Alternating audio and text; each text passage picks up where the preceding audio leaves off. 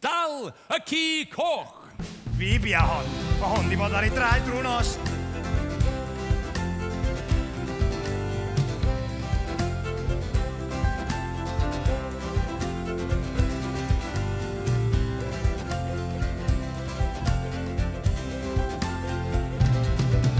Mi welai seolion yn rhedyn rhywddolion, ychydig ddiferion ar lech tŵl cymoch. Chwibannau sy'n dirion drwy nant y glid hirion, a gweld wrthyn ffynon neu gynffon hir goch. Ond meddai sydd ddal!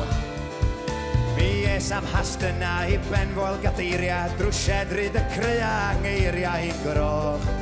Roes waedd ar foel catha a chors y carnedda, a chwilio brimbedda am lew cyrlio coch. Ond ches i ddim lwc. Mi es a choes mochyn drwy fynwant llan rhychwyn, a thros mynydd ddeilyn i'w denu i'w llaw.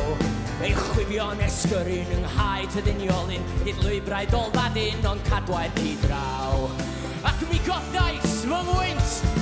Fi chwypiais yn chwerw ar hyd braich y tarw, drwy dafarn y fedw drwy nentydd mewn lle. Hyd garnedd y ddelw a drwy goed yr arw, nes mod bron am marw am dagu'r hen gif. Ond ches i ddim stel!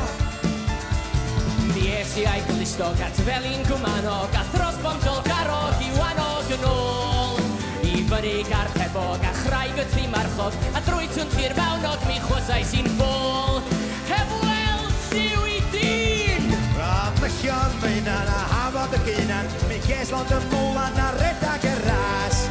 Mi drapiodd ei llawan a ngwreiddia coed soflan, mi godais yng Nghyman a'i bygwth o'n gas. A mi gesio i'r sas!